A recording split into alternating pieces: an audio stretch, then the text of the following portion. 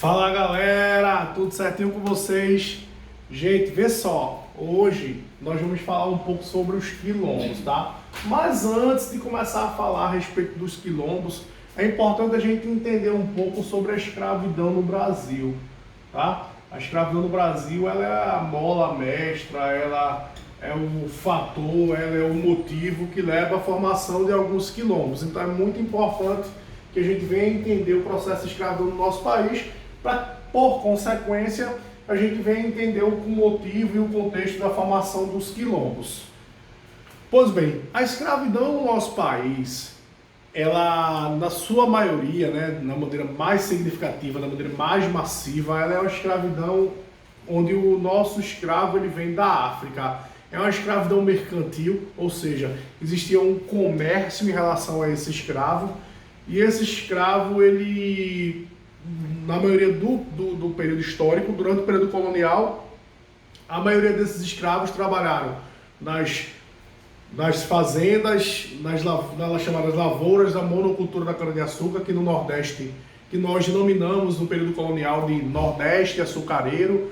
Lá pelo século XVIII, nós vamos ter uma predominância da escravidão lá na região das Minas Gerais, na extração do ouro, no chamado metalismo.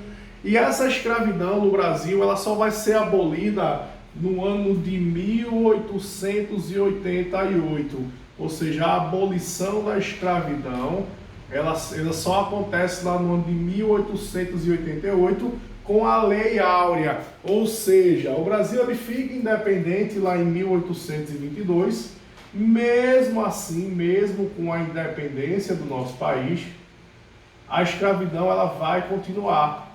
A curiosidade é que aqui após a independência do Brasil a gente vivencia o chamado ciclo do café, ou seja, o café ele se torna o principal produto de exportação do nosso país e a escravidão ela continua sendo esse produto muito forte, muito importante na economia brasileira também. Quando eu falo que a escravidão é muito forte, porque existe um comércio de escravos assim muito significativo. Sim, por que eu fiz essa discussão inteira para a gente falar a respeito dos quilombos? O que são quilombos antes de qualquer coisa? Os quilombos eles se caracterizam por locais, na sua maioria locais de difícil acesso, onde os escravos que conseguiam fugir das fazendas, das regiões da canavieiras, enfim, quando esses escravos conseguiam fugir dessas regiões, eles iam para os chamados quilombos, que eram locais onde nesses quilombos se formavam as chamadas comunidades quilombolas, e nessas comunidades quilombolas, essas pessoas viviam, sentiam um pouco de liberdade, né? Ou seja, viviam sem sentir aquele modelo de escravidão. Então, todas as vezes que nós falamos de quilombos, de maneira geral, independente do período histórico, nós estamos falando de uma comunidade onde nesse período, nesse contexto, nós estamos vivenciando uma fase de que os escravos ou os ex-escravos eles conseguiam viver de forma muito livre. Isso é uma coisa muito importante, ok? Então, normalmente esses quilombos eles ficavam distantes das áreas das fazendas, das áreas dos canaviais, enfim, e o acesso era difícil, porque já que os escravos conseguiam fugir, eles tentavam ir para um local onde o acesso ou encontrar esse escravo não fosse uma coisa muito tranquila, não fosse tão fácil assim, tá? Então por isso essa característica, tá bom?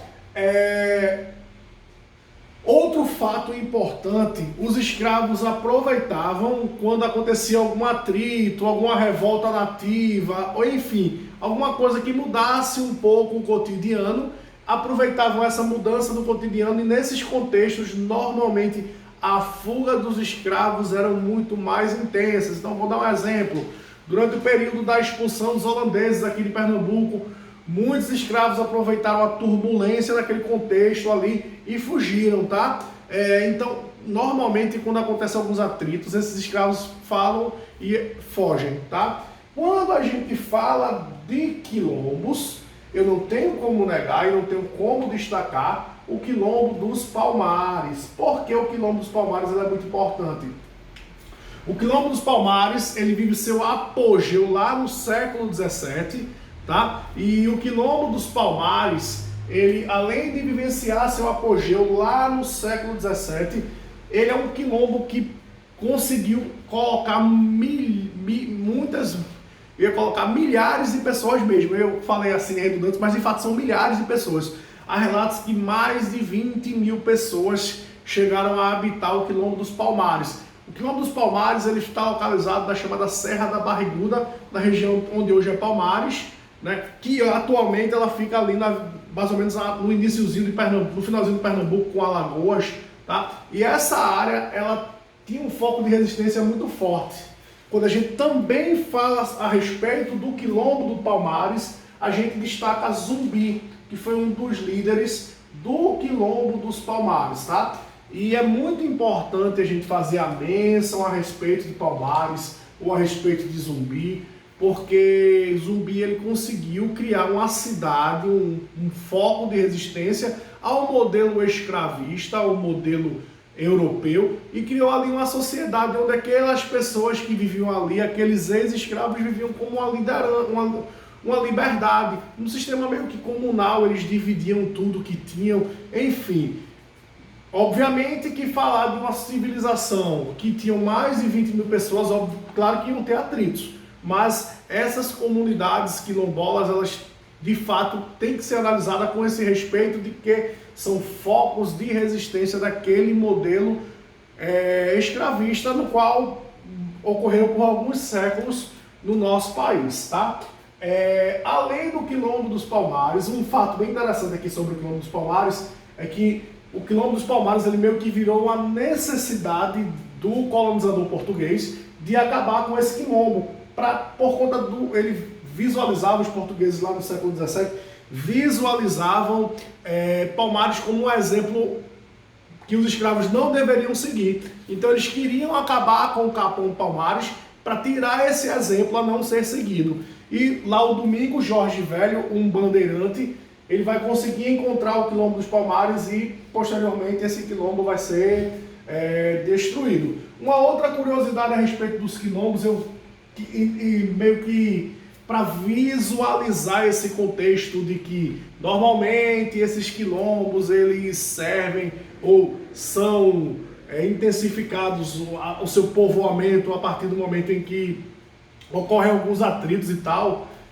A curiosidade é que lá no século XIX, ou seja, para analisar que nós não temos formações de quilombos apenas aqui do século XVII e XVIII, lá no século XIX, ou seja, após a Revolução Pernambucana de 1817, né? Ou seja, em 1817 Pernambuco tentou se transformar em um país independente do Brasil, mas enfim, diante desse conflito, desse atrito que aconteceu, foi formado um quilombo chamado Quilombo de Catucá.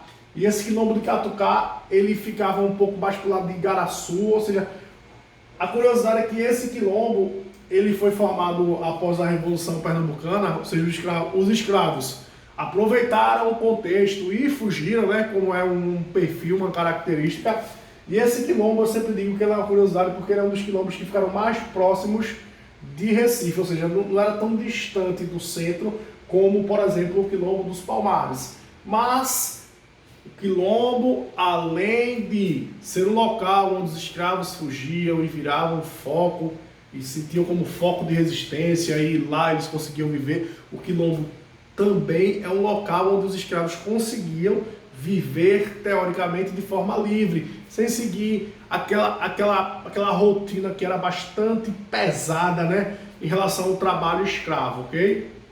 Até hoje, século XXI, sociedade pós-moderna, nós encontramos algumas comunidades quilombolas.